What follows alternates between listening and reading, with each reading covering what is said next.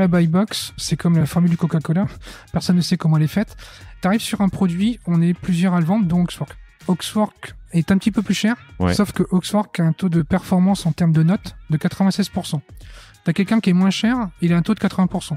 Amazon va dire, tu prends celui qui a un taux de satisfaction de 80%, il y a une chance sur 5 que le client il ait un problème. Est-ce que je suis pas mieux à ce qu'on met dans la buy box Oxwork? Et Oxwork, il y a potentiellement 4% de clients qui vont être insatisfaits, quoi.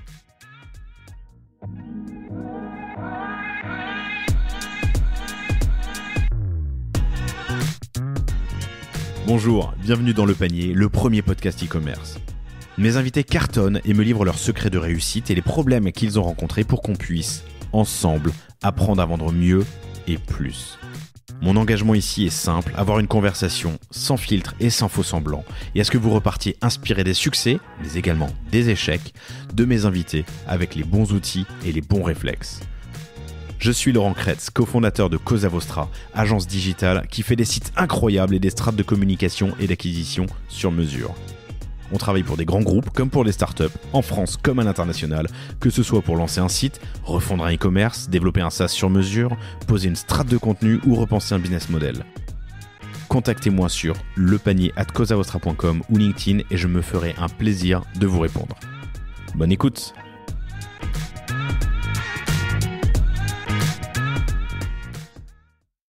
Bonjour à tous, très heureux de vous retrouver aujourd'hui pour ce nouvel épisode du Panier. J'ai l'immense plaisir de recevoir David Sévelin. Salut David, ça va? Ça va, merci. On s'est vu au one-to-one? On s'est vu au one-to-one au Before. Et au Before du one-to-one, effectivement. Exactement. Et tu m'avais déjà écrit dans le passé, tu t'es rappelé à ma mémoire et on s'est dit que ce serait super de raconter ton histoire parce que tu as une histoire vraiment intéressante. Tu es le président de Oxwork où tu travailles depuis 2015. Depuis 2015, donc 8 ans. Tu es arrivé pour gérer le trafic, puis tu as pris la direction e-commerce, puis la présidence, parce que tu es devenu la pierre angulaire de la boîte, pour finalement la racheter. Et ça va être une histoire que tu vas nous raconter aujourd'hui. Oxwork,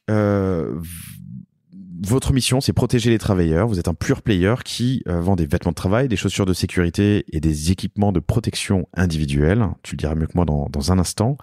4,6 millions de chiffre d'affaires, lancé en 2014.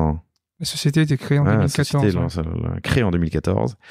Et tu as un profil intéressant puisque tu as bossé 8 ans dans la logistique avant de tout claquer pour te reconvertir dans le multimédia dans ces années-là, mais finalement faire du dev, développeur aguerri. Tu me racontais en préparant l'entretien que tu avais développé un petit hack LinkedIn qui allait chercher des emails et qui faisait des séquences automatiques. Et tu l'as fait tout seul.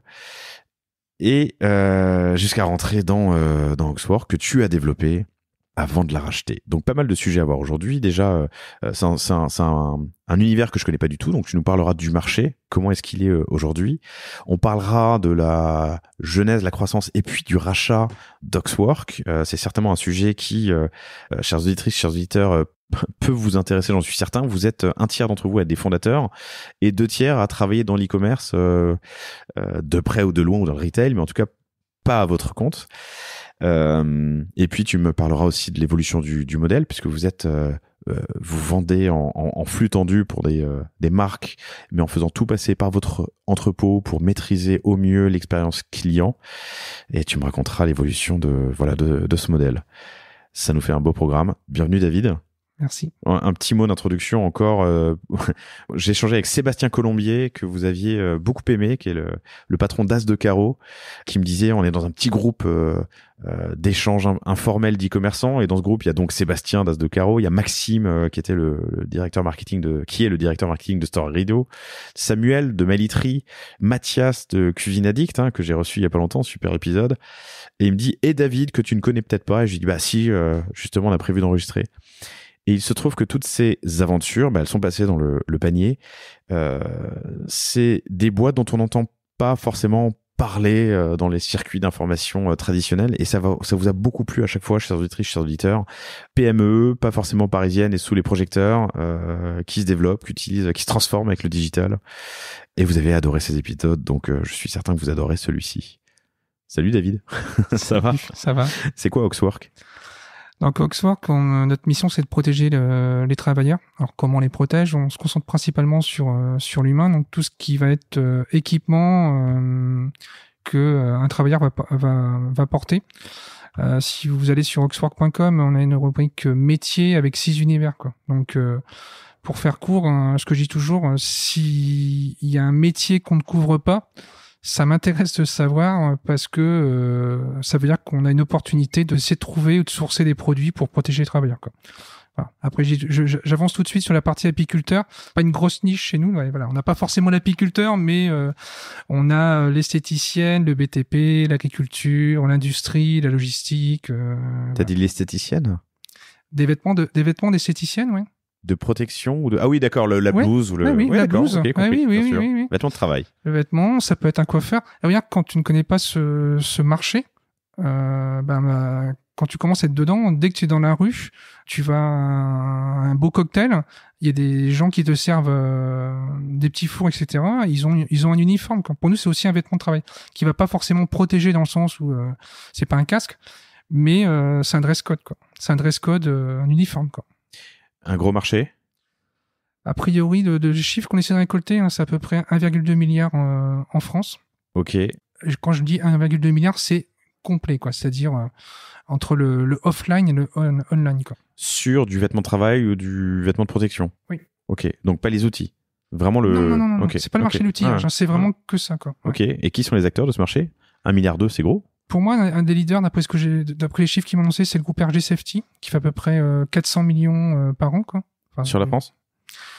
Ils sont un peu plus larges. Ils sont un peu plus larges. Ils ont une énorme, ils font des grosses levées de fonds pour faire des croissances externes en Europe, quoi. Donc voilà. Et après, des gens qu'on connaît moins, où c'est pas leur métier principal. Je peux pas donner je ne connais pas les chiffres, mais si on prend des acteurs comme Manutan qui font 800 millions en achats indirects sur l'Europe, dans leur catalogue, ils ont d'équipements de protection individuelle, quoi. Ils peuvent vendre un stylo Bic comme un coffre, qui est un produit de bureau, mais ils ont aussi des équipements de protection individuelle, quoi. Et après, des gens qui sont dans la fourniture industrielle, je pense peut-être à des gens comme Foussier, des choses comme ça, enfin ces boîtes-là, c'est pas leur cœur de métier, quoi, mais ils ont une partie là-dessus, quoi. Voilà. Et puis après, nous, moi, ce que je regarde quand je fais mon SEMrush café tous les matins, c'est si mes concurrents m'écoutent un de ces jours, enfin, on se connaît, on est 3 ou 4 enfin, on va dire 4 ou 5, je regarde la partie SEO, et moi, ce que je regarde tous les jours, c'est comment on est positionné en SEO, voilà. Donc, on a 4 ou 5 à peu près, ultra spécialistes. Je veux dire, on fait vraiment que ça, quoi. Le SEMrush Café. Le SEMrush Café. Tous les matins. Combien de temps et qu'est-ce que tu checkes? Je regarde mon trafic. Alors, un peu moins le trafic parce que c'est pas parce que t'as un trafic qui est bas que t'as pas bien travaillé en SEO. Je regarde mon volume de mots-clés positionnés. Tous les matins. Très bien. Tous les matins. D'ailleurs, c'est quoi tes rituels le matin? La morning routine business, quoi. Je regarde mes chiffres. Le premier truc, j'ouvre ma boîte et je regarde tous mes chiffres qui tombent avec tous mes chiffres clés, on va dire marge, mes chiffres export, mes marges 6, mes marges. J'ai un calcul automatique tous les matins qui tombe vers 4 heures du matin. Donc dès que je me lève, je peux voir tout ça. Ou si potentiellement avoir des retards en logistique. Et du coup là, je dis c'est bon. Maintenant, je peux me concentrer sur le futur d'Oxwork. Voilà. Mais c'est pas moi qui le gère, mais je veux vraiment me dire, j'ai pas dans ma tête des sources de distraction, disons, est-ce qu'on a fait la bonne marche ce matin, etc. Et après, chaque équipe a ses objectifs smart, on va dire, sur le volume d'achat, sur les marges, sur les sites, les places de marché, etc. Ok. Ta marge? Alors, juste les objectifs SMART, pardon, je crois qu'on l'a abordé plusieurs fois dans le panier, mais je le dis quand même, mais un objectif, c'est spécifique, mesurable, atteignable, réaliste, SMART, et le T, ça doit être quoi? Et inscrit dans le temps, de mémoire. Hein. Ouais, super. En général, Google est mon ami. Ok, bon. mais c'est ce qu'on essaie de placer avec mon équipe. Le premier KPI dont tu as parlé, dans ton rapport que tu reçois tous les matins à 4h du mat, belle automatisation, c'est la marge. Donc, c'est même pas le CA, c'est la marge avant le CA. Non. Ok. C'est bien. En gros, la marge, pour essayer de faire court, on va prendre, pour rappel, Oxwork, on vend sur le site aussi les places de marché. Donc, dans les deux cas, il y a quand même 2 points assez communs. C'est que les places de marché ne prennent une commission, mais ils sont apporteurs d'affaires. C'est-à-dire qu'eux couvrent les frais de fonctionnement, les frais de paiement, les frais d'acquisition. Et sur le site, on a des coûts d'acquisition. Ok. Donc, moi, je me suis plafonné mes coûts d'acquisition. Alors, sur les places de marché, je les connais, sur le site, etc. Donc, quand j'ai mon prix de vente, j'enlève mes coûts d'acquisition. Après, qu'est-ce que je vais avoir? C'est des frais logistiques. Ma marchandise, elle va pas s'envoyer toute seule gratuitement chez le client. Donc, il y a des frais de prestation logistique et des frais de transport. Voilà. J'invente un, c'est des trucs le basique de l'e-commerce, quoi. Et puis après, on peut avoir par exemple des pertes sur les frais de transport. Je m'explique. Nous, à partir de 100 €, le client, on lui offre les frais de transport. Sauf que notre transporteur ne nous l'offre pas, quoi. Donc du coup, quand on a calculé tout ça, je sais combien j'ai fait en pourcentage de marge nette. Alors la marge, elle est pas nette, hein, j'ai pas encore payé les salaires, j'ai pas encore payé mes bureaux, etc. Mais j'ai au moins ça qui doit tomber, quoi. Et en valeur aussi, quoi. Et après, ça me le calcule à la veille, sur 7 jours comparé aux 7 jours précédents, et sur 7 jours comparé aux 7 jours l'année dernière. Et pareil sur 30 jours. Comme ça, je sais tout de suite d'un seul coup d'œil en me disant, tiens, ça baisse. Ah oui, mais c'est normal, je sais pas, là t'es en mois de mai, je prends un exemple, hein, il y a eu des ponts, ça s'explique. Mais t'es pas vraiment tant en retard par rapport à l'année dernière, quoi. Voilà, pour faire court, par exemple, j'ai ça, quoi. Je regarde beaucoup en ce moment les chiffres export, qui sont encore embryonnaires, hein, mais qui progressent à une progression à 2 chiffres, parce qu'on fait des efforts là-dessus, et donc du coup, voilà. Embryonnaire, on parle de combien de pourcents? On est à peu près à 10% du CA qui est fait à l'export. Ok, mais qui progresse vite. Moi, je me focalise beaucoup sur le site, et donc ouais, sur le site, on a une croissance entre 2 et 3 chiffres. Ok, félicitations. Je reviens juste sur tes automatisations. Vous êtes sur Magento, on en parlera plus tard. C'est toi qui les as développés? Tu l'as fait développer? Non. T'as une équipe maintenant? je tape plus de code, quoi. Moi, je suis vraiment no code. Moi, je suis un concepteur. Okay. J'ai les idées et je les amène à mon équipe, et après, en fonction de leur planning et des priorités qu'on s'est données, ils s'en occupent. Mais oui, ça a été mis en place depuis pratiquement 6 mois. Et vraiment, oui, on est focus sur la marche, quoi. No code ou low code? Alors moi, je suis plutôt no code. Ouais. Okay. Moi, je sais brancher des multiprises. Tu vois ce que je veux dire? Je sais brancher des API. Par contre, je fais pas de code. Moi, j'ai des gens en interne qui maîtrisent le PHP, le Python. Voilà, c'est pas. J'ai plus le temps. Et là, ces rapports, en l'occurrence, c'est un dev ou? C'est un dev qui l'a développé. Ouais. Donc c'est un développement spécifique. C'est un développement spécifique. Ok. Et ça t'arrive par mail, sur Slack, sur Teams? Ça m'arrive par email. Ok. Mais on est en train de. En gros, le futur d'Oxwork pour moi, c'est quasiment j'ai 2 graphiques, marge nette site, marge nette PDM, et pas comparé aux places de marché. Et comparé à ça, si je vois que ça se dérègle, j'appuie sur un bouton et après le système il va aller, tu sais, ça va s'ouvrir, tu vois. C'est un peu comme des poupées russes, quoi. Et c'est ce qu'on a actuellement, mais je l'ai sur plusieurs outils. Donc là on avait fait beaucoup de travail pour que les équipes soient de plus en plus productives, et à un moment l'équipe on dit, David, il faut que tu aies un maximum d'outils pour bien piloter la boîte. Et donc j'ai plein de graphiques qui tombent, et maintenant demain on va les condenser sur un seul outil qu'on va faire en interne, quoi. Voilà. Je reviens sur le marché. Tu faisais une distinction quand on préparait l'épisode entre achat direct et achat indirect. Oui. Ouais, vous êtes que sur de l'indirect. Oui. Et c'est quoi l'achat direct? Alors l'achat direct, pour imager une voiture, pour faire une voiture, il faut des tôles. Il faut de la tôle, ils emboutissent, etc. Il faut un moteur, enfin voilà. Par contre, la personne qui va monter la voiture, si c'est pas un robotisé, si c'est un humain qui le fait, il va avoir des gants, il va peut-être avoir des bouchons d'oreille pour se protéger du bruit, enfin différentes choses qui vont le protéger pour travailler, quoi. Mais il va peut-être aussi avoir une caisse à outils, une fontaine à eau, et ça c'est vraiment de l'achat indirect, quoi. Donc nous on est dans cette niche de l'achat indirect, quoi. Mais pour l'instant je veux rester là-dessus. En gros, mon idée, si tu veux pêcher, tu vas sur pêcheur.com. Je suis pas pêcheur, je sais pas si c'est le meilleur site, mais ils font que ça, quoi. Éventuellement un peu d'outdoor, etc. Si tu veux chasser, tu vas sur Naturabuy. Si tu veux faire du sport, tu vas chez Decathlon. Si tu veux te protéger dans ton travail, tu vas chez Oxwork. Voilà. Cool. Créé en 2014. Il y a presque 10 ans, du coup, vous allez fêter vos 10 ans l'année prochaine. 10 ans l'année prochaine, ouais. Raconte-moi un peu l'histoire, la genèse dans les grandes lignes. Tout à fait. Et surtout, comment est-ce qu'on arrive en 2022 au rachat de la boîte? Donc moi, j'ai pris le train à la première station, on va dire. La société était déjà démarrée. C'est une société qui n'a pas été créée par moi, qui était embryonnaire, qui a démarré du côté de Bordeaux avec, on va dire, un marketeur, on va dire, et un technicien. Et ils avaient déjà développé un projet plutôt sur du vêtement marin. Dans le vêtement marin, par exemple, on pense à Eli Hansen, et ils se sont rendus compte que Eli Hansen faisait aussi du vêtement de travail. Et ils se sont dit, on va essayer de développer un autre site qui vend le même type de produit, mais pour une cœur de cible différent, quoi. Et donc, ils ont lancé Oxwork, quoi.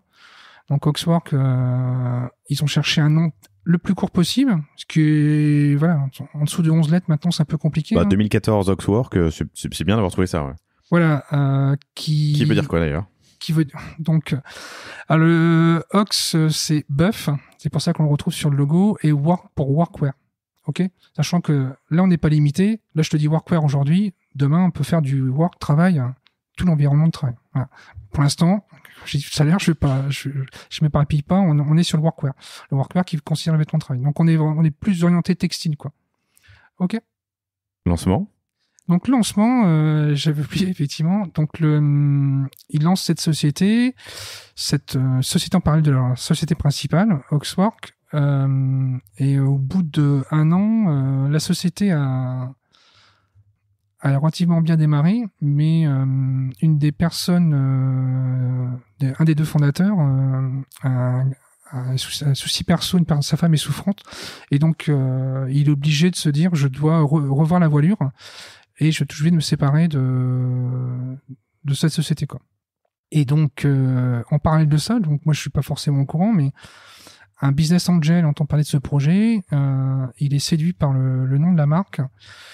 Il a envie de toucher un peu au digital parce que lui, il avait un tout petit site qui vendait quelques dizaines de produits en vêtements de travail et qui, en gros, le site fonctionnait, mais il n'avait pas forcément l'attraction qu'avait à l'époque Oxwork. Et ils ont dit, je vais le racheter. Après, il dit, c'est pas grave, je trouverai bien quelqu'un pour le faire tourner, quoi. Et donc moi, en 2015, je me remettais en question sur ma carrière. Donc depuis 2000, je suis passé de développeur, chef de projet, ingénieur avant-vente. Après, j'ai développé dans l'agence où j'étais un pôle web marketing. J'ai créé mon emploi plus un deuxième emploi et je m'éclatais. Ton emploi, ok. Ouais. Je suis passé de vendeur de site internet à web marketing. Dites-moi ce qu'il faut pour développer la visibilité de votre site, quoi. Voilà, j'ai tout appris sur le tas. J'ai eu un assistant et donc moi je me remets en question et j'ai plusieurs opportunités, dont ce business angel qui me contacte directement par LinkedIn en disant il faudrait qu'on se voit, j'ai un projet site internet. Il s'avère que je l'avais rencontré quelques temps avant, peut-être qu'il y a un an avant. Ils avaient un projet de création de site internet et on n'a pas fait affaire, quoi. Et moi, je vais le voir, et mon métier, c'est de consulter. Je fais, ce que vous me demandez, traffic manager, je le fais tous les jours. Je vais vous faire une prestation. Dites-moi ce que vous voulez, quoi. Il fait, je pense qu'on s'est pas compris. Je vais internaliser. Je veux à bord. Oui. Ouais.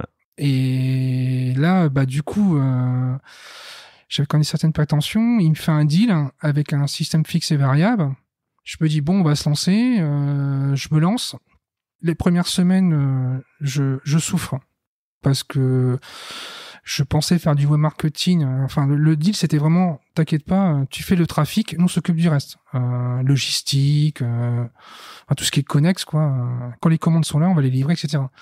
Il y a juste un petit détail, dans l'e-commerce, on pense que tout est automatisé, mais il y a de la relation client.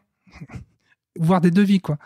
Et donc, du coup, tous les gens qui sont passés dans ton podcast ont dû passer par là où t'es un petit peu multicasquette, mais en gros, je me rends compte que le vendredi, il me reste 15 minutes pour envoyer une newsletter, quoi. C'est la seule partie web marketing que je fais. Là, je découvre le monde de l'e-commerce. Et donc, je suis un peu frustré. J'ai signé, et voilà. Et juste pour faire court, je lui dis, on a vraiment un souci. Moi, je veux vraiment me concentrer sur le marketing. C'est là, j'excelle. Quand ça te plaît, c'est quand même mieux, quoi. Et donc, il embauche on fait plusieurs essais avec plusieurs personnes, et à un moment, si à un moment il écoute, Nicolas est parti à un moment de la société, mais c'était le numéro 2, quoi. Et lui s'occupait de l'exploitation. En gros, moi lui c'était la tour de contrôle, ça tournait, quoi. En gros, la logistique, c'était bon, mais il y avait toute la relation client, les devis, etc., le passage des commandes, etc., qui était à gérer. Et puis moi, j'étais l'électron à côté, comme un avion, qui allait essayer de trouver des opportunités pour apporter du business, quoi. Voilà. Et donc, ça va fonctionner comme ça plutôt bien. On va passer de 174 000 euros en 2014, donc je gérais pas la boîte. À 2019, on fait 4,4 millions, quoi. On fait à peu près x25, quoi. Souvent les gens que je croisais sur les one-to-one me disent c'est génial, ça grandit vite. Je dis mais j'ai pas été formé pour ça, quoi. Hein, c'est comme si t'étais parent puis t'as une famille de 8 ou 12 enfants d'un seul coup. T'es plus traffic manager, quoi. Et donc en 2019, effectivement, il paraît logique que je gère la direction puisque j'ai pas les staffs exactement en 2019. On est bien 12 ou 13, quoi. Et aujourd'hui d'ailleurs, vous êtes combien? On est un peu moins. Assumé, il y a de l'optimisation. C'est le Covid. Non, on fait plus du chiffre, on fait de la marge. Alors, c'est intéressant parce que tu me dis, on est 18-19, c'est ça en 2019. Pour 4,4 millions. Aujourd'hui, vous faites 4,6 millions. Donc, il y a une petite croissance, mais tu m'expliqueras la période Covid. Mais il y a moins de monde. Il y a moins de monde parce qu'on est aussi mieux rodé. Et même si depuis 2020, on est plutôt sur un plateau, on va dire, en termes de chiffre d'affaires, on a énormément huilé la machinerie Oxfork, quoi. C'est mon product owner, gère tout le système d'information. C'est une bonne usine à gaz, quoi, mais bien réglé, quoi. 2019, 4,4 millions. Et ensuite. Et donc, t'as pris du galon. Oui. Je sais pas, à vrai dire, j'ai pas vu vraiment le changement, quoi, parce que je le faisais déjà. C'est juste qu'effectivement, oui, sur la fiche de salaire, ça s'est vu, quoi. Et le titre a changé, mais si je reviens par exemple sur les événements où on aurait pu se voir sur One to One de Big Boss, quand je parlais de la boîte, ça semblait logique que je sois pas traffic manager, quoi. J'en parlais de la même façon qu'aujourd'hui. Tu vois ce que je veux dire? Mais je m'étais pas approprié forcément la société, mais indirectement, quoi. C'était mon bébé, quoi. Voilà. Et donc, 2019, qu'est-ce qui se passe ensuite? En 2019, on est une croissance à 33%, on est en baisse. Parce qu'on est plus habitué, on faisait du 100, 110%. Et on se dit, on peut quand même, on va progresser. Et moi, je me rends compte que j'ai l'impression que j'ai atteint un plateau de verre, quoi. Enfin, un plafond de verre, c'est-à-dire le modèle fonctionnait bien, mais il se ralentit, quoi. Et donc, je suis en réflexion sur avoir plus de possibilités. Donc, j'ai un business angel qui a fait des très gros efforts, qui a mis la main au panier pour développer la boîte. C'est-à-dire que tu sors de l'argent en espoir que derrière ça le ramène, quoi. Mais t'avances, quoi. Après, ça revient, mais tu fais que ça. Enfin, c'est de plus en plus fort puisque t'as de plus en plus de besoins, quoi. Au début, c'était l'outil logistique. C'était un petit peu, tiens, je crois que les produits sont là-bas, quoi. Non, j'exagère, mais parce qu'on avait un entrepôt qui tenait c'était la tête de ton studio, quoi. Après, à un moment, Mon studio fait une trentaine de mètres carrés, une vingtaine de mètres carrés, ouais. On est monté après jusqu'à 1600 mètres carrés. Okay. Donc, faut être un petit peu organisé, quoi. Voilà. Donc, il y a eu pas mal de phases comme ça. Donc, qui nous ont vraiment aidé, on va dire, logistique, administrativement pour que ça fonctionne. Mais moi, je me rends compte que j'atteins un plafond de verre et, on se dit toujours sur Internet, les gens cherchent le prix. Je pense qu'ils cherchent, alors quand je dis une qualité, c'est le bon produit livré à temps, disponible de suite, livré à temps. Enfin, tu vois ce que je veux dire? C'est un ensemble, quoi. Il y a pas que le prix, quoi. Et parfois, t'as un prix moins cher, mais tu l'as pas en stock tout de suite, et ça calme. Donc voilà, nous on a une activité qui est plutôt flux tendu. Donc on a des produits en stock. Si les produits marchent bien, c'est logique de les mettre en stock. Dès qu'ils arrivent, ils repartent. Par contre, on travaille sur ce qu'on appelle la longue traîne. Je sais pas si ça parle de tes auditeurs. Vas-y, explique-nous. Donc juste pour faire une image. Je pensais une évidence, mais on va quand même. Tout à fait. La longue traîne, elle marche pour tout ce qui est produit digitalisé. Elle marche aussi en SEO. Tu vois ce que je veux dire? Mais juste pour vous faire une image, je sais pas s'il y a des gens dans les auditeurs qui ont connu des disquaires. Tu sais, c'est un petit magasin où t'arrives et les gars vendaient des disques. Ok. Donc le gars, j'exagère, il avait 1000 disques, déjà pas mal, quoi. Donc t'arrivais, tu l'ouvrais, tu pouvais écouter le disque, quoi. Donc il avait que 1000 disques, ok. Donc si tu prends maintenant Deezer ou Spotify, ils ont combien de millions d'albums, tu vois? Eh ben la longue traîne, c'est un peu ça. Nous, c'est ce qu'on essaie de faire chez Oxfork, c'est-à-dire, on sait que certains produits se vendent pas souvent, mais potentiellement on peut les mettre à la vente. On a un outil logistique et de l'intelligence dans ce qu'on en fait pour que on puisse rapidement le rapatrier de l'Europe, chez nos entrepôts et livré chez le client. Et effectivement, si tu regardes la longue traîne, je sais pas si vous allez sur Wikipédia, vous faites longue traîne, vous allez voir une cour des abscisses et des ordonnées. Et il y a deux couleurs. Il y a une couleur qui est le début, c'est les best-sellers. C'est-à-dire, c'est peu de produits qui font beaucoup de ventes. Donc après, si tout le monde sur Internet vend les best-sellers, c'est quoi ta différence? Ah bah, lui, il est moins cher. Et donc, Google Shopping, hein, t'as vu, il est 2 centimes moins cher. On peut avoir la qualité de service, hein, aussi. Ou alors, t'es en longue traîne. C'est-à-dire que tu vends un produit que personne ne vend. Et là, dans Google Shopping, t'apparais pas, ou t'apparais tout seul. Et là, il n'y a plus de problème. Le prix n'est pas cher. Un produit est cher quand tu peux le comparer. Ouais, alors ça implique de te concentrer sur la longue traîne, ça implique une certaine logistique ou un certain modèle qui est justement de ne pas avoir les produits forcément en stock, mais de les avoir référencés. Oui, tout à fait. Ouais. Donc, c'est un modèle qui a bien fonctionné. On a aussi un facteur change chez Oxwork, c'est que on est sur un marché qui est très peu digitalisé. Honnêtement, en 2014, quand ça s'est lancé, et nous en 2015, quand j'ai repris, il y a toujours les mêmes acteurs que toi tous les matins sur SEMrush. Et c'est des bons acteurs, je les apprécie, etc. Mais ça démarrait, quoi. Tu vois ce que je veux dire? Donc, à vrai dire, c'est un océan bleu, quoi. Là, depuis le Covid, il y a aussi d'autres acteurs qui disent, oh, dis donc, t'as vu, avant, je vendais du Makita et puis du Black & Decker, mais je peux aussi vendre des gants, etc.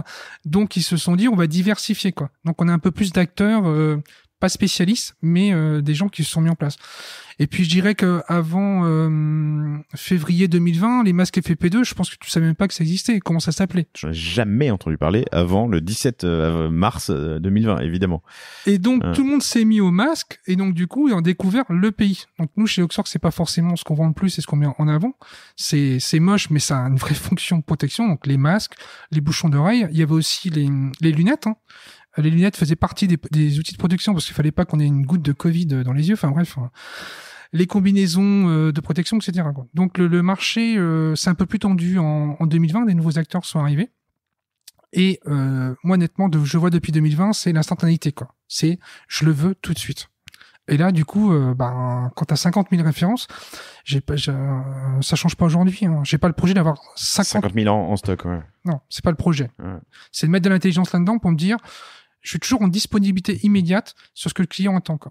Mais pas non plus, je vais pas acheter pour un an de stock, quoi. Voilà.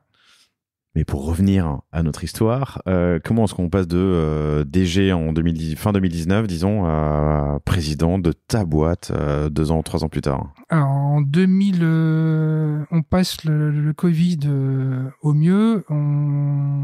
Je restais toujours sur mon avis, comme en 2019 et en 2020, qu'il fallait que j'ai un acteur plus gros. Et donc, l'actionnaire s'ouvre un peu plus au projet. Et donc, je découvre un nouveau métier pour moi, quoi. Faire des business plans, aller chercher des fonds d'investissement, des groupes industriels, enfin, aller prospecter pour trouver un nouvel actionnaire, quoi. Donc, un ou plusieurs actionnaires dans la société, quoi. Et je vais faire ça de 2020 à 2022. Donc, on va passer pas mal de temps à avoir des belles touches, voir des beaux groupes, hein, de plusieurs centaines de millions d'euros qui nous approchent, par curiosité, quoi, au début, quoi. Donc, et après, il y aura eu des événements qui ont perturbé, les échanges, comme la guerre en Ukraine, qui refroidit tout le monde, qui dit bon, écoute, on va se calmer, on va reporter. Et après, on arrive on va dire quasiment octobre 2022, où là, il y a plus d'opportunités qui se créent et on se rend compte que les gens qui veulent investir sont de plus en plus exigeants. L'e-commerce, c'est un petit peu moins glamour. Ce qui fait un peu plus rêver les gens maintenant, c'est vraiment du vrai produit virtuel. C'est-à-dire, on sait que l'e-commerce, c'est un marché qui est porteur, mais il y a plus porteur que ça. Il y a eu un moment la crypto, tu vois ce que je veux dire. Quand tu veux développer l'e-commerce, un nouvel entrepôt, il faut plus de stock. Quand tu veux développer du produit virtuel ou de la fintech, un plus gros serveur, c'est un détail, quoi. Avant, ils achetaient de tous les... Je parle business angel, les VC, on va dire. Et là, ils sont un peu plus... Picky, on dirait en anglais. Pointilleux. Alors, plus pointilleux. Ouais. Ils ont réduit les... J'écoute beaucoup, là, je lis tous les jours une newsletter sur la macronomie. Enfin, je veux dire, maintenant, ils veulent des boîtes ultra rentables, des EBE à 2 chiffres, des choses conséquentes, quoi. Et donc, on est courtisé, mais il nous passe pas la bague au doigt, quoi. Voilà. Donc oui, et c'est une période accessoirement très difficile, même des boîtes incroyables Alors, je peux pas donner son nom, mais je l'ai reçu il y a pas longtemps. Super épisode qui sort bientôt, qui fait un énorme volume d'affaires, qui a eu énormément de mal pour faire sa levée. Pas parce que la boîte est mauvaise, juste parce que 2020, 2021 ou même 2022, il y a eu des périodes de l'année dernière, 2022, il y avait guerre en Ukraine et élections, ça ralentit tout, tous les commerçants et même dans le service, on s'est pris des bonnes grosses claques. Ouais, c'est pas évident. Enfin, c'est une période qui était compliquée, quoi. Ça filtre plus. Et de l'autre côté, du coup, mon actionnaire principal, j'ai mis la main au panier. Enfin, j'ai vraiment fait avancer la boîte. Moi, j'ai des très gros développements de mon côté. Donc lui, il a fait quasiment x6 en 10 ans, quoi. Et il est pas dans le virtuel. Donc il a des gros investissements de son côté. Il est quand même très investi et voilà, on part sur un décrochement de l'actionnaire. Et là, je me dis bon, je peux pas, on va pas jeter le bébé avec l'eau du bain. Ouais. L'eau du bain, quoi. Moi, je vois tout ce qui a été développé dans la boîte qui a une vraie valeur, quoi. Pour quelqu'un qui est vraiment dans l'e-commerce, le savoir-faire qu'on a, la qualité qu'on a, enfin, je me dis il faut qu'on continue, quoi. Et donc du coup, ça va être un peu un saut d'une falaise pour moi parce que je maîtrise cette boîte, mais on propose le rachat et donc du coup. Alors on te propose, c'est pas venu de toi. Non, on me propose. Je me voyais toujours je me voyais demain être actionnaire dans la boîte et monter en galon, on va dire. Entreprendre quelques pourcents ou dizaines de pourcents en BSPCE, ouais, versus tout racheter et être le seul responsable. Ouais. Ça a été très tendu. Et passer mandataire social. Tout à fait. Non, mais je veux dire, il y a juste, t'as un P juste avant DG, quoi. Non, mais j'ai des signatures tous les jours, mais je veux dire, DocuSign, j'ai pris un abonnement parce que j'ai énormément de choses à signer. C'est la vie d'un président, quoi. Mais une trésorerie à suivre. Je suis le pro d'Agicap maintenant. Agicap, c'est mon outil de détente, quoi. Je connais ma trésorerie à X mois à l'avance. Je sais où pour les futurs développements d'Oxford, maintenant je vais chercher de l'argent pour des futurs développements. On a fait une levée de fonds, on a fait un prêt-up en début de semaine, là, et on va faire une nouvelle levée de fonds prochainement, là. Un prêt-up? Prêt-up, c'est une société qui te prête de l'argent, tu sais, en crowdfunding. Ok. Donc on a de la trésor, les banques nous suivent. Moi c'était un combo argent qui pas forcément au meilleur taux puisque c'est du crowdfunding, il faut que tout le monde gagne sa vie, et aussi montrer à tout le monde qu'on est dans le game et qu'on se développe. Et donc on va lancer Prêt-up et un autre projet, je peux pas en dire plus, mais d'ici mi-juin sur LinkedIn, je communiquerai là-dessus. On va relancer des fonds pour se développer sur l'Europe. Ok. Intéressant. Comment s'est passée la discussion avec ton ancien associé? Donc c'est lui qui te propose de racheter la boîte. Là, moi, je suis toujours le mode tableau Excel. Hein. À chaque fois que je dois faire un choix, je vais réfléchir et comment récupérer tous les chiffres. J'ai pas mal de chiffres puisqu'on avait pas mal de diligence avec les gens qui nous ont approchés, quoi. Donc on est un peu plus fin sur les chiffres et je regarde comment je vais piloter ça, quoi. Et j'y vais, quoi. Il faut formaliser ça avec un avocat. Donc j'ai un avocat qui m'accompagne et qui me dit de toute façon, David, voilà, t'as jamais forcément fait ça, mais si demain tu rachètes une boîte que tu connais pas, c'est pas le cas. Tu la connais, tu connais ton équipe. Tu les côtoies au quotidien. Enfin, tu sais avec qui tu travailles, quoi. Voilà, et je vais même à un moment essayer de me faire accompagner. Il y a même des gens que je connais bien qui ont racheté 10 boîtes. Hein. Je lui dis, si tu veux, je te paye 1 000 € et j'en ai fait. Et au début, il sent que je suis tendu, anxieux parce que c'est le passage de l'autre côté, quoi. Et puis, à vrai dire, on va se revoir. Je vais revoir plusieurs personnes à qui je vais demander, est-ce que tu peux m'accompagner pour qu'on soit actionnaire à deux, quoi, pour pas être tout seul. Quand même, je te fais tout seul depuis 8 ans, quoi. Alors, j'ai un actionnaire, mais je veux dire, j'ai pas un associé qui est au quotidien pour m'aider, quoi. Hein, je regarde mon MacBook et je me débrouille. Et puis je vais contacter plusieurs personnes qui vont me sentir effectivement assez fragile et tendu. Et puis après ils vont me revoir 3 mois après. Donc là au moment où je te parle, je suis comme entrepreneur, j'ai des difficultés, je vais me casser la figure, je vais mettre un genou par terre, je vais redémarrer. Mais ils ont vu que j'ai mis pas mal d'outils pour suivre ce que je fais. Ils m'ont dit, je peux pas t'aider. Je dis, je suis prêt à payer. Non, mais je peux pas t'aider. T'as pas besoin d'aide, c'est ce que ça veut dire. Là, c'est presque du quotidien, quoi. Donc, c'est pas ça mon rôle. C'est si demain je t'accompagne, donc j'ai quand même une coach. J'ai une coach maintenant. On devait se voir tous les 15 jours. Elle fait, là, au rythme où tu vas, à vrai dire, on va tous les 2 mois. Tu vois, il y a des côtés positifs, quoi. Encore une fois, je reste humble. Je suis un fils d'ouvrier, maman au foyer. Je suis pas né avec une boîte dans la main, quoi. Mais je me rends compte que je commence à avoir des gestes réflexes. Et puis j'ai mis en place des outils de pilotage un peu automatisés pour me dire, voilà, je peux me concentrer. Ok, hyper intéressant. Alors ça fait que 6 mois, enfin 5 mois, non 6, on est en juin, que ça s'est fait. C'est intéressant parce que les discussions pour vous adosser ou faire entrer un autre groupe ont duré un bon bout de temps, mais vous avez eu l'année Covid, l'année d'après compliquée, l'année dernière avec la guerre et les élections. Là, la discussion s'est fait assez rapidement, hein, c'est ça? Entre vous, pardon. Oui. J'ai plus les termes parce que à un moment je passe des l'ultra spécialistes et je repars sur autre chose. Maintenant je suis plus, on va dire, en fusion acquisition spécialiste. Mais donc il y a eu la lettre d'intention, les documents, 132 pages signés x4, quoi. Voilà. Là tu sens que là t'as mis les pieds dedans là. Ouais. Et donc depuis oui, et puis après t'as la post fusion, la post session, je veux dire. Il y a des clôtures de bilan à faire.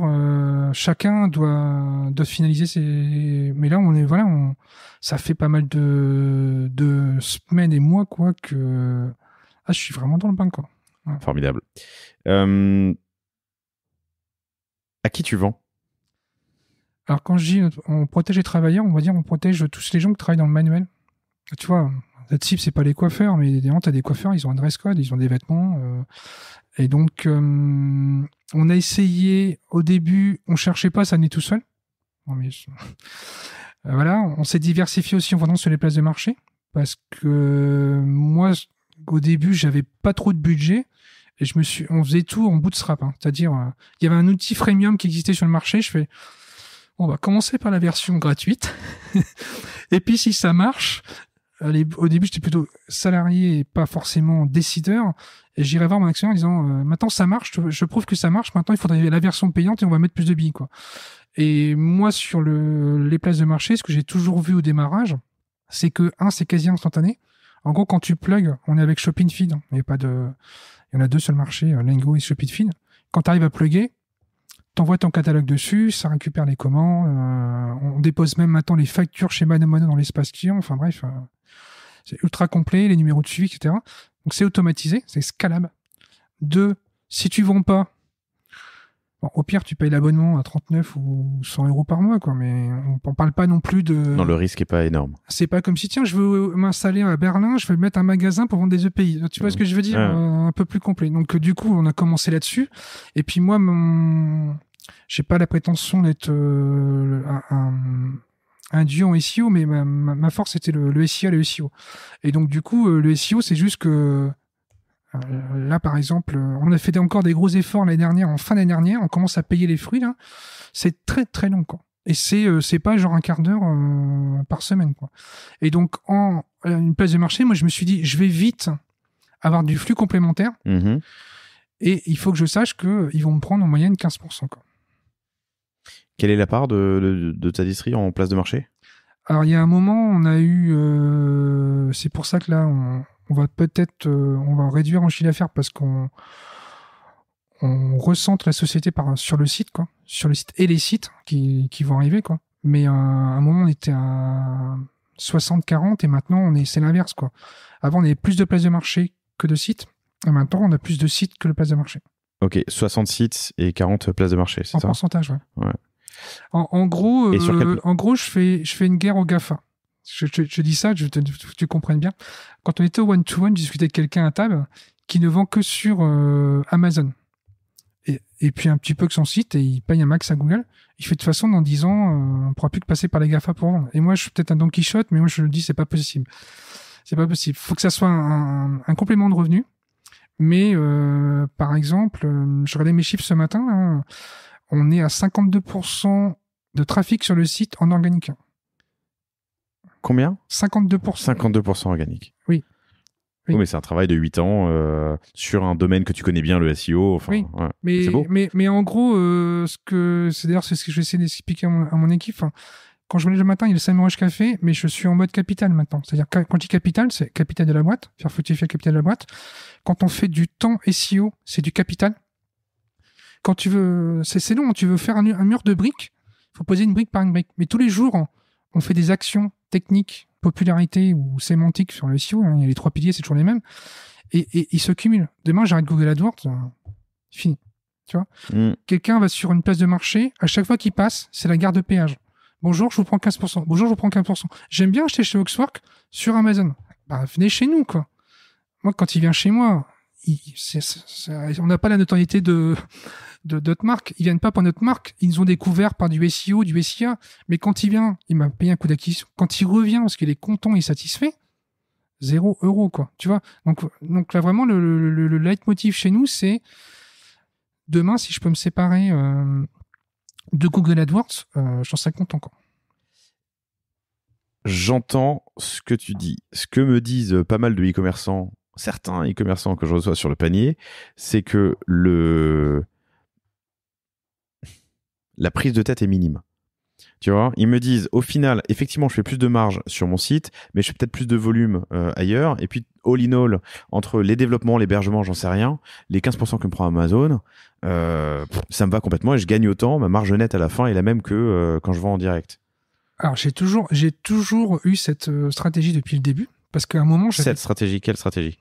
En gros, à un moment, je me disais, on a la capacité de se dire, on dépense 15% en budget marketing sur le site, et si je mets 15% sur les places de marché, tu es d'accord avec moi, c'est pareil. Ouais. Et après, on garde la marge nette, ok ? Du coup. Par contre, ce qu'on s'est rendu compte, quand on creusait bien entre les contrats et la réalité des places de marché, c'est que parfois, c'est pas 15%, c'est plus élevé. Nous, dans l'e-commerce, on en est là, quoi. Quand tu peux gratter 1%, voilà, c'est 1% sur 4,4 millions, ça, tu vois. Et donc, parfois, c'est pas 15, c'est 16, c'est 18, et tu peux pas le faire changer. Tu vois ce que je veux dire ? Nous, on est déjà passé aux millions d'euros sur certaines places de marché. On pourrait revoir les commissions ? Non. On est monsieur lambda. Enfin, on parle en millions, tu vois. On parle pas en dizaines de millions. Mais par contre, sur tout ce qui est site, maintenant, je me suis fixé un budget de 8% et je m'y tiens. Et voilà. 8% de quoi ? 8% de budget marketing sur mon site, quoi. 8% de tes ventes ? Oui. Donc 60% de ventes des 4,6 millions se font sur ton site et tu limites à 8% pour l'achat média ou la dépense marketing, c'est ça ? Oui. Ok. Ouais. Dedans, il y a du Google AdWords. Ah ouais. Et il y a du temps homme ? Tu mets quoi d'ailleurs ? Alors, je mets pas du temps homme, mais je mets vraiment, nous, le SEO. Donc c'est que l'achat média ? Et 8% ? Alors, je vais donner les chiffres comme ça, d'ailleurs, pardon, ce sera plus clair, mais 4,6 millions fois 60%, c'est ça, fois 8%. On est à 220 000 €. 200 000 €. Oui, parce que, de toute façon, faut pas se voler la face. Actuellement, si tu veux ranker un SEO, il faut faire du contenu, il faut faire des liens externes, ce qu'on appelle des backlinks. J'avais une discussion dernièrement avec le groupe, là, les gens sont un peu sceptiques là-dessus, mais moi, quand je regarde mes concurrents, leurs backlinks, ils augmentent tous les mois. Et je veux dire, c'est parce qu'ils ont une popularité. Il y a une popularité naturelle, il y a du backlink naturel qui se fait, il se croit toujours. Mais là, actuellement, si tu veux faire un SEO où tu sors du plafond de verre, là, ben, t'achètes du backlink, ça. Je reviens sur le mix distribution, 60-40, 60 sur en D2C, 40 en place de marché, en PDM. Sur quelle place ? On est principalement sur Amazon et Mano, mais moi quand je dis 15 places de marché, ça fait beaucoup. Mais il faut savoir que Amazon IT ou Amazon Allemagne, enfin Amazon double. Bah pour moi, c'est une place de marché à part entière. C'est un marché différent. Oui, ok, j'entends. Ouais. Donc on a pas mal. On est aussi sur, on a ouvert sur Mano Italie. On va ouvrir sur d'autres places de marché étrangères. Là, en début d'entretien, tu me disais un truc. Tu me disais sur les. David me rattrape sur. Je m'étais éloigné du micro. Il me fait signe, c'est bien. En début d'entretien, tu me disais que on se focus sur la longue traîne parce que les 20 premiers pourcents ou les X premiers pourcents qui font la grosse part du marché, on est beaucoup dessus et tu te bases sur des centimes. Raconte-moi ta stratégie place de marché quand toi-même tu es un distributeur de produits qui ne sont pas les tiens. Tu te retrouves forcément face à d'autres vendeurs sur le même produit. Comment tu te bats pour la buy box? Très, très, très bonne question. Du coup, comment tu fais pour la buy box? On a un outil de repricing automatique qui fonctionne, qui reprice les produits. Alors, on cherche pas forcément à être le moins cher. Sur la buy box, c'est comme la formule du Coca-Cola. Hein. Personne ne sait comment elle est faite. Je vais donner des clichés. Tu arrives sur un produit, on est plusieurs à le vendre, dont Oxwork. Oxwork est un petit peu plus cher, sauf que Oxwork a un taux de performance en termes de notes de 96%. T'as quelqu'un qui est moins cher, il a un taux de 80%. Ben, Amazon et Mano et Cdiscount suivent le leader. Hein. On va se dire, tu prends celui qui a un taux de satisfaction de 80%, il y a une chance sur 5 que le client il ait un problème. Mon client. Tu vois ce que je veux dire? Je suis Amazon. Eh ben, est-ce que je suis pas mieux à ce qu'on met dans la buy box Oxwork? Et Oxwork, il y a potentiellement 4% de clients qui vont être insatisfaits, quoi. Voilà. Encore une fois, hein, j'ai pas la prétention de connaître la règle, mais j'ai vu des fois où on se dit tiens, on n'est pas si mauvais. Et après, il y a un deuxième facteur, et on rejoint sur le sujet que tout à l'heure, je te disais sur les stocks. Si tu as les produits en stock, ou un moment en stock et à un moment t'es en rupture, ou le fournisseur est en rupture, tu me suis? Donc du coup, si tu n'as plus le produit en stock, tu n'es pas dans la buy box. Ton produit n'est pas désactivé. Ton offre, on parle d'offre. Ouais, l'offre est désactivée. L'offre est désactivée. Ouais. Et après, tu viens. Et là, Amazon fait... ils sont pas fiables. C'est pas... Et donc ça, c'est un travail aussi. C'est pour ça aussi qu'on vend sur Amazon en FBA, en Full Shipment by Amazon, et pareil chez Mano, sur des best-sellers où on sait que, voilà, faut du stock. Il faut du stock, il faut que ce soit Prime pour que ça puisse aller plus vite. Alors, on me disait récemment, on le sait, hein, mais Amazon élargit un peu, adoucit, allège, détend le fil, on va dire, sur le Prime, et on peut aussi être en FBM et avoir on pourrait, je mets un conditionnel, aussi être en FBM et avoir Prime, si je dis pas de bêtises. Mais donc, toi, t'es en FBA, donc c'est Fulfillment by Amazon, c'est Amazon qui a tes stocks sur certains produits, c'est ça, et qui les envoie. Tu peux avoir une partie FBA, une partie FBM. Tout à fait. Ok. Le Don Quichotte qui est en toi souhaiterait rapatrier le biz sur ton site. En pratique, ça se manifeste comment? Les places de marché deviennent incontournables, donc ça veut dire plus d'achats médias, plus de... On va reformuler. Quand je te dis ça, effectivement, je veux vraiment être moins dépendant d'eux, parce qu'à un moment, j'allais être trop dépendant d'eux. Je connais des boîtes qui sont venues me voir d'ailleurs. Je vous vendais quand? On n'a pas de site web, on a un PrestaShop à vrai dire pour vendre sur les places de marché. Mais du coup, je dis, vous avez baissé les bras, quoi. J'ai aussi un confrère, je vais pas citer le nom. Le jour, je discutais avec lui, ton SEO a baissé. Il fait, c'est pas grave, de toute façon, on vend plus que ces places de marché. Je dis, vous baissez tous les mois, donc c'est pas, voilà. Je fais juste un parallèle, parce que j'ai une activité LMNP à côté. Je suis sur Airbnb et j'ai monté un site internet pour vendre en direct qui fait du SEO, que je rapatrie un trafic qualifié de personnes qui sont mes cibles, etc. Du coup, maintenant, je fais quand même 30% en direct, tu vois. Et puis après, avec le CRM, tu fais je m'éloigne pas, mais je suis vraiment cette logique-là. Le second point, je te dis, je veux réduire et je veux pas... Quand tu regardes sur Google, tu tapes un certain produit, tu vas le trouver dans Google Shopping. Donc là, c'est bien Google Shopping parce que c'est ultra précis. Le gars, déjà, il cherche. Hein. Il cherche pas une chaussure de sécurité, il cherche une chaussure Puma. Hyper intentionnel, ouais. Ouais, il cherche une Puma Gelcanity taille 42, tu vois. C'est un truc qu'entre autres on fait. Donc, ce que je veux dire, c'est que tu regardes la page de Google. Il faut être dans Google Shopping. Il faut être dans Google AdWords en dessous, ce qui est pas exactement le shopping. Hein, c'est plus du search. Il faut être en SEO. Et en face, tu te bats contre des gens qui ont une popularité comme Amazon, Mano, etc., quoi. Donc, à un moment... qu'est-ce que tu fais? Tu dis, le client, t'as deux aspects. Soit tu y es, et j'entends parfois des gens qui me disent, les marketplaces, c'est un peu le diable, tu vois ce que je veux dire? Nous, sur les places de marché, on a une politique d'avoir un prix qui est différent par rapport au site. Et pour l'instant, ils nous appellent pas, au fait, dis donc, c'est moins cher sur votre site. Ah bah oui, mais chez vous, chez vous, on a plus de frais. Donc nous, sur les frais, on les répercute, tu vois. Ouais. Quand Leroy Merlin est à 12% en commission TVA incluse et Mano à 16% TVA incluse, je suis moins cher chez Leroy Merlin. Moi, ce que je regarde, c'est la marge que ça va me sortir net à la fin.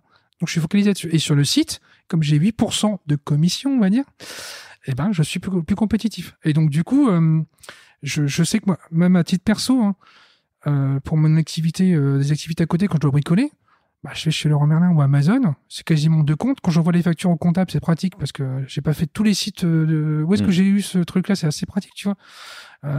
Sur la main, j'ai des points. Chez Amazon, j'ai de la fidélité, etc. Donc, je suis preneur des marketplaces parce que c'est vachement pratique. En plus, je peux retrouver ma commande. Je peux recommander. Donc voilà, il y a des gens qui viendront jamais chez Oxwork. Par contre, on les accueille à bras ouverts. On a un Amazon Pay sur le site. C'est-à-dire que si t'es client Amazon, ce qui va te freiner chez Oxwork, faut que je crée mon compte, faut que je mette mon adresse de livraison, mon adresse de facturation. On a 7 moyens de paiement en bas de page. Et donc, si tu viens sur le site, tu vas dans le panier, et là, tu mets ton email et ton mot de passe Amazon, tu appuies une deuxième fois sur le bouton, c'est payé. Il a ton wallet Amazon. Il sait ton adresse de livraison et de facturation que tu utilises principalement et ta carte bleue. Donc nous, voilà, on est ouvert pour qu'ils viennent, quoi. Mais on sait qu'il y a des gens qui ne passeront jamais par plein de petits sites. Ils vont essayer de garder un site où ils trouvent tout. Je suis en train d'essayer le Amazon Pay. Ah tiens, tu fais un truc qui est bien et qu'on a recommandé souvent, et c'est Big Blue notamment qui, entre autres d'ailleurs, mais d'afficher dès la page avant même le panier sur la page produit la date d'expédition prévue. Quand ça vient pas de ton stock, j'imagine, mais parfois ça vient de ton stock. Mais de l'autre côté, si tu veux, on l'a vu pendant les années où on faisait ça. En gros, on jouait la transparence. Et l'honnêteté paye pas toujours. Tu vois ce que je veux dire? Soit tu dis, t'as tout en stock, on est capable d'expédier en 3 jours, c'est pas la fin du monde. Puis le client, il fait, où est ma commande? Non. Nous, on n'a pas de client qui demande où en est sa commande. Il le sait là, il va l'avoir dans le panier, il va l'avoir quand il commande, il va recevoir un email pour lui dire ça va être expédié à tel moment. Et après, la séance de préparation se fait comme tous les autres. Mais on éduque les clients pour leur dire on l'a pas. Tu fais du retail marketing sur les places de marché? Tu dépenses de l'achat média? On fait plus. Pourquoi? On fait de l'organique, quoi. On fait l'organique. Tu regarderas sur Amazon, tu tapes pantalon de travail. On est dans les offres. Hein. Alors, tu vas peut-être pas me trouver sur la buy box sur toutes les tailles, parce que parfois, d'une taille à l'autre, t'es pas forcément placé, quoi. Mais on a de la visibilité, quoi. Non, là, les places de marché m'appellent. Est-ce que vous faites le Black Friday? Je fais, attendez, vous nous prenez déjà beaucoup. Et en plus, il faudrait presque que je fasse 40% de remise. Non, on n'est pas des fabricants, hein. On fait du négoce, quoi. Donc, moi, je dépense plus. Par exemple, les frais les paiements 4 fois sur le site, ce qui est pas donné, hein. On n'est pas loin ils ont encore augmenté les prix chez Alma, là. On les offre. Par contre, c'est payant chez Cdiscount, c'est payant chez Amazon, parce que le client qui vient chez nous, on dit venez chez nous, c'est moins cher. Les frais, les paiements, on fait aussi des J+30. Tu vois, le J+30, c'est pratique pour notre client Robert le plombier. Il a un nouvel apprenti qui arrive, il veut acheter une tenue. Il arrive sur le site et dans son funnel, hop, il paye à J+30. Quel outil tu utilises pour le pricing, l'ajustement de pricing dynamique? On est avec Multiply.cloud. Quand je te dis, j'étais Multiply. .cloud. J'ai beaucoup bootstrappé. Multiply, c'est pareil pour le chatbot. On a passé 6 mois. On avait un super prix parce que on était bêta-testeur, quoi. En gros, ils cherchaient des clients et des références. Et donc, on les a eu dès le départ. C'est comme Fittle. On a un outil qui s'appelle Fittle sur le site. Tu sais, Fittle, si je te demande tes mensurations, tu les connais pas par cœur. Non. Par contre, si je te demande ton âge, ton poids et ta stature, c'est 3 chiffres assez simples à connaître. Et du coup, après, comme nous, on vend... Stature, c'est quoi la stature? Ta taille. Tu m'as dit taille, poids et... Âge. Âge, pardon. Oui, j'ai peut-être pas dit dans le bon ordre. Non, ok, d'accord. Mais donc, pareil, Fittle, on était les premiers clients, quoi. Le chatbot sur le site avec Botmine, on a été les premiers clients. On a essuyé des plâtres avant que le système fonctionne, quoi. Pour moi, c'est pas des prestataires, c'est des partenaires. C'est-à-dire qu'on a grandi la main dans la main, quoi. Voilà. Je suis sur une fiche produit d'un polo et c'est effectivement quelle est ma taille? Je l'avais jamais testé. Âge, 43. Taille, je vous le dis pas trop. Quand je te disais tout à l'heure, la qualité d'un service, c'est que là, le délai que je t'annonce, Moi, sur Amazon, je ne sais pas calculer mon taux de retard sur le site, mais par exemple, mon référent, c'est les places de marché. Sur Amazon, j'ai 0,6% de taux de retard. OK? La marge, c'est 4%. Je suis en dessous des radars. Donc, on livre à temps. Parfois, les clients, nous, on a de la marge. On livre parfois les clients plus tôt que prévu. En général, ils se plaignent pas, hein. Mais on va pas être du c'est pas grave. On va déraper de 2 jours, ça va le faire. Ah non. Non. Donc, on a un outil pour que le client, il essaie d'avoir son produit quand il arrive. C'est la bonne taille. Si tu vas jusqu'au bout du système, il te dit, est-ce que vous mettez du Levi's, de l'Adidas, etc. En général, qu'est-ce que tu mets en vêtements? Et puis derrière, il va te dire si c'est fité ou pas fité. Tu vois, si tu veux ample, c'est quelqu'un qui met un manteau, peut-être qu'en hiver, il va mettre un pull en dessous. Et du coup, ça va pas tailler pareil, hein, voilà. Donc vraiment, le focus, c'est que le client, il est toutes les promesses soient tenues, quoi. Ça taille bien, voilà. Parce que nous, on travaille avec des marques suédoises. Moi-même, je sais même plus ce que c'est que le C52. C'est une taille spécifique suédoise. C'est pas du 52. On travaille avec du XS, du taille 6 en France, la taille italienne. Donc, et après, lui, c'est un décodeur. Il dit, le client, lui, il veut que ça marche. Bien sûr, je comprends. C'est multiply.cloud, pardon, j'avais mal compris, mais chers auditeurs, si vous cherchez multiply.cloud, qui fait l'optimisation... Ils ne sont pas les seuls sur le marché. Oui, il y en a d'autres, mais bon, c'est celui que vous utilisez. Souvent, on me demande après qu'un épisode soit passé, qu'est-ce qu'il a dit comme... Très bien. J'avais une question et mince, elle m'a échappé. Bon, c'est pas grave, ça reviendra. Quels outils marketing? On en a beaucoup parlé. Donc, tu traques ton SEO. Tu es un fan de SEO. Tu fais de l'achat média sur Google. Tu fais du Google Shopping. Qu'est-ce que tu as d'autre comme levier? J'ai beaucoup réduit la voilure sur beaucoup de choses. Ok. En gros, juste pour revenir sur mon leitmotiv, je suis de plus en plus sur l'organique et de moins en moins sur le CPC. C'est-à-dire que c'est une règle générale. Sur Facebook, on a arrêté. Criteo, on a arrêté. Si je fais encore un peu de communication sur les réseaux sociaux, c'est vrai qu'il y a moins de chances que ça communique si tu mets pas d'argent. Mais je suis plus en organique. Je mets du contenu. Il intéresse ou pas mes abonnés. On est principalement sur Facebook et LinkedIn, Insta. On n'est pas une marque de mode. J'y crois moyennement. Donc, sur les réseaux sociaux, j'ai vraiment réduit la voilure.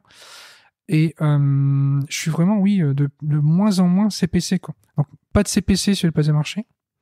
Un CPC réduit. Je les vois, hein, j'ai une bonne agence. Hein. J'étais hier avec mon account manager, on faisait une réunion mensuelle.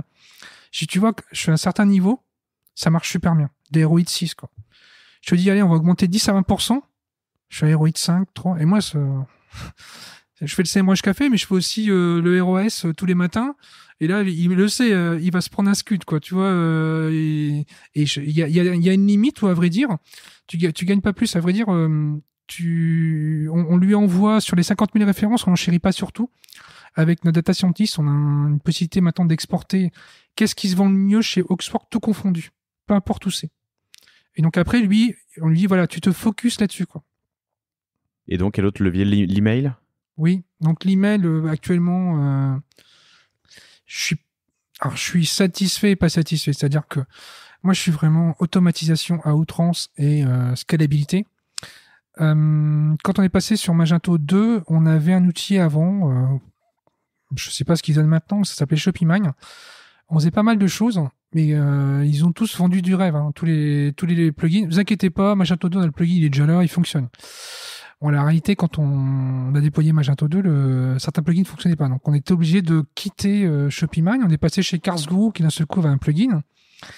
Mais le plugin fonctionne. C'est juste qu'après, on peut pas faire certains scénarios. Ça va arriver, a priori, hein. Mais il y a certains scénarios que j'adore. Moi, c'est si je fais une espèce de persona buyer. On va essayer de donner un exemple. C'est Robert le plombier. Il achète pour 73 € tous les 63 jours. Tu vois. Et donc, du coup, moi, ce que j'aime, c'est de dire, comme je sais qu'il a acheté ça, je vais le réveiller dans à peu près 63 jours, dans sa customer journée, pour lui dire, voilà, lisez pas les emails. Venez d'acheter, c'est pas. Si on lui renvoie un email la semaine d'après, ça sert à rien. Là, l'idée, c'est vraiment d'aller plus sur quand on arrive à son intention d'achat, quoi. Et on l'a un petit peu perdu, quoi. C'est-à-dire, on peut pas avoir cette finesse, quoi. Et de l'autre côté, chez eux, on pouvait le faire à outrance. Sauf qu'on se retrouvait dans une pression commerciale importante où les clients appelaient le service client et fait c'est plus possible, j'ai trop d'emails, trop de SMS, quoi. Le gars. Il appelait le service client plutôt que de simplement se désabonner? Ah ouais. Ok. Ouais, parce qu'il se prenait le rappel des paniers abandonnés, la newsletter du moment. Nous, sur les newsletters du moment, ce que je veux dire n'est pas original. Hein. Ce que j'appelle du mass mailing. Quand tu as une cible entre le plombier, le cuisinier, et tu vois ce que je veux dire, qu'est-ce qui va leur plaire? C'est une remise sur le panier ou les frais de port offerts. Je n'ai pas plus d'intelligence à mettre. Par contre, que je veux mettre de l'intelligence, c'est plus de lui proposer des produits qui sont complémentaires à ce qu'il a acheté la dernière fois, et puis je lui offre un code de réduction. Par contre, je lui demande d'augmenter le panier. Première fois qu'il vient chez nous, il fait je connais pas Oxfork, c'est pas un site chinois là. Non mais il y a des effets de rassurance quand même. On a les avis vérifiés, c'est assez sérieux quoi. Mais il ne connaît pas. Et puis, est-ce que les délais qu'ils mettent, c'est vrai? Je vais pas être livré dans un mois. Enfin, tu vois, je fais le cliché, mais on vit encore ça, quoi. Et après, quand il a acheté, bah là, pour moi, il faut le réactiver, mais plus fort, en disant, bah, ça s'est bien passé la première fois. Commander un peu plus, quoi, tu vois. Tu parles des avis vérifiés comme un élément de réassurance, mais cet élément, il est en bas de ta page. Footer, alors page d'accueil, donc je pense que les gens n'arrivent pas sur la page d'accueil, évidemment. Mais tu connais le pourcentage, d'ailleurs? Page produit versus page d'accueil, ou page catégorie, page produit, page d'accueil en termes de... Ok. Et je suis sur une page produit, pareil, ça vient assez loin dans la page. L'élément de réassurance, tu vois, on est en train de revoir toutes les pages, le funnel là. J'ai pas mal de templates qui ont été refaits sur Figma. On va te présenter mobile, parce que mobile, nous, je vais revenir sur ton sujet, mais tous nos concurrents le mettent en bas et ça ne l'empêche pas de faire des poteaux. Nous, on est entre 3 et 4% de taux de conversion. Tout compris, desktop et mobile? C'est ça, moyenne? Ah oui, j'aurais aimé ça de ce matin. Okay. Voilà. Donc c'est... Moi, je dis pas qu'on est très bon, c'est juste que moi, quand j'étais dans consultant et j'avais des clients en e-commerce, ils faisaient à peu près 0,5%. Quand ils faisaient 1%, je fais, j'ai un bon client, quoi. Là, on peut faire mieux. On est en train de refaire mieux. Tu m'as dit 3 à 4%, c'est bien. Hein. Oui, mais... On peut mieux faire. Non, mais si tu veux, je pense que le leitmotiv pour un e-commerçant peut te donner un cliché. Tu prends les 24 heures du Mans. C'est les 24 heures du Mans d'un e-commerçant. Le gars, il dit, on a gagné 17 kilos sur la voiture. Ouais. Ah, mais on va gagner 2 dixièmes au tour. Et ça, l'e-commerce, c'est que ça. C'est que ça. Là, tu me prends l'histoire de la rassurance, etc. Nous, on a utilisé dernièrement Hotjar pendant à peu près 6 mois.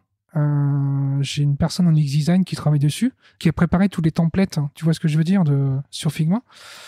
C'est pas forcément ça qui était mis en avant. Voilà. Et encore une fois, on n'est pas devin. Si le Hotjar, c'est quoi?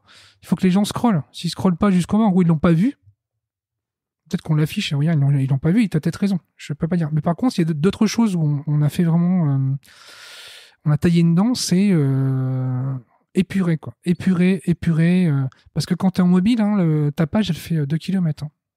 Ouais, j'ai pas vérifié, mais je te crois sur parole. Il est compliqué de faire simple. Exactement. Et épuré, c'est important.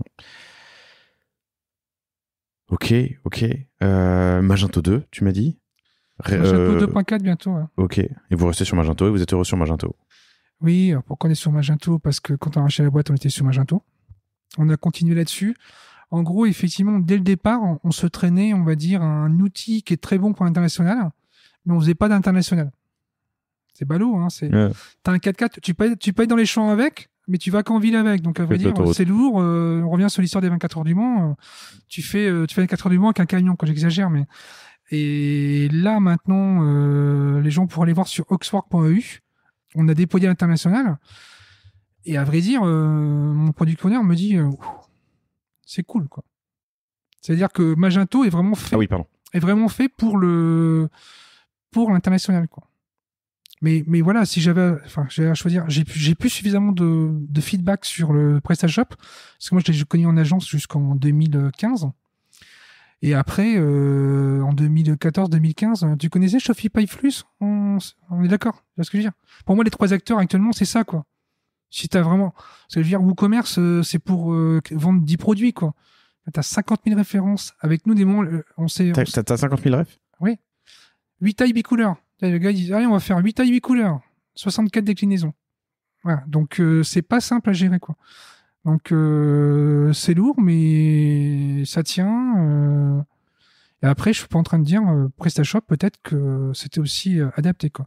Moi, j'ai des retours de personnes aussi sur PrestaShop en termes de stabilité. Moi, j'ai jamais de problème de stabilité. Honnêtement, j'ai pas... Si le site décroche, c'est que l'hébergeur global, oui, il a eu à décrocher. Ce qui arrive, on a une petite suée, je sais plus, une fois en 6 mois, quoi. Ouais. Je pense pas qu'il y ait de mauvaises plateformes. Non. Je pense qu'il y a des plateformes qui sont plus ou moins adaptées pour certains sujets, mais en vrai, je pense pas qu'il y ait de mauvaises plateformes. Je pense qu'il y a des mauvais add-ons, développement spécifique, rajouts, modifications, et qu'à la fin, tu te retrouves avec un truc qui est très très loin de l'original. La plateforme originale, quelle qu'elle soit, hein, où je connais des WooCommerce à 30 000 produits qui cartonnent.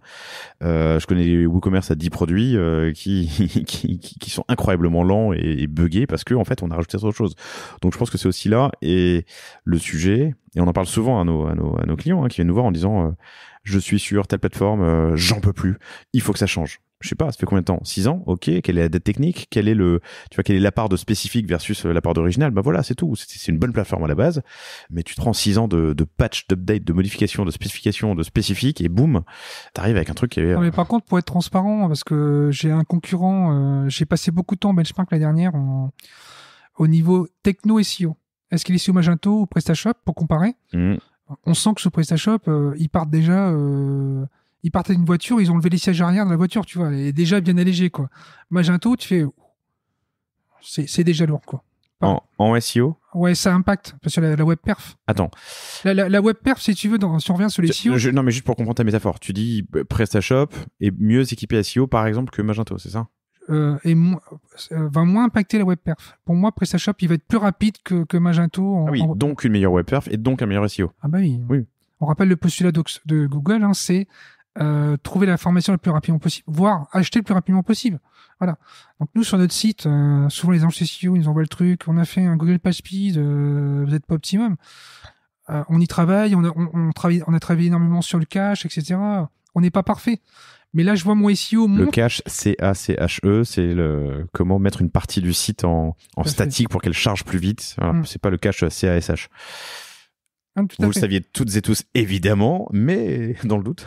On a fait des gros travail. À un moment, on n'y pensait pas forcément, mais on avait des catégories avec 2600 produits. T'imagines la catégorie, même en pagination, là, le serveur, on a un serveur qui tient bien. C'est juste que ça sera jamais aussi rapide que si tu réduis un petit peu les catégories.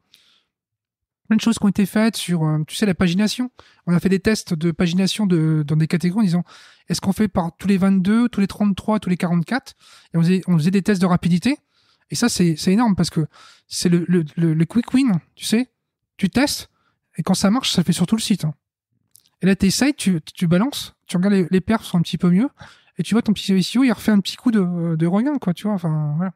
Ça me paraît bien comme titre, ça, les 24 heures du Mans en e-commerce. À chaque tour, tu gagnes 2 dixièmes. Génial. David, merci infiniment. On a fait un grand tour. J'ai raté ma réunion. Je vais me faire défoncer par mes associés. Si vous m'écoutez, je vous prie de m'excuser, mais vous aurez compris que cet épisode était très intéressant et qu'il fallait pas l'arrêter. David, merci infiniment pour ta transparence, d'être venu jusqu'à moi aussi. Tu es basé dans le Nord, hein, tu es à Amiens. Oui. Et vous pouvez retrouver David Sevelin, S-E-V-E-L-I-N, sur LinkedIn si vous voulez poursuivre la conversation, mais surtout allez faire un tour sur oxwork.com, oxwrk.com pour acheter des gants de jardinage, des chaussures de sûreté. Si vous avez des rosiers ou des orties à tirer dans votre jardin, il n'y a pas de problème. Ou on fait des gants anti-brûlure pour les barbecues, c'est bien pour l'été là. Merci infiniment David, à très bientôt. Merci d'avoir écouté cet épisode du Panier jusqu'au bout, j'espère qu'il vous a plu. Si c'est le cas, abonnez-vous pour ne rater aucun épisode, parlez-en autour de vous et surtout laissez-moi une note et un commentaire 5 étoiles sur Apple Podcast. N'hésitez pas non plus à le partager à chacun de vos amis dans le business, chaque nouvel auditeur est une victoire. Si vous avez besoin de lancer ou refondre votre site internet, de créer un Shopify ou un WooCommerce, de performer avec une stratégie de contenu efficace, n'hésitez pas à me contacter à l'adresse lepanier@causeavostra.com. On se fera un plaisir de vous répondre. Et enfin, et surtout, inscrivez-vous à la newsletter du panier sur lepanier.io. À bientôt pour un prochain épisode.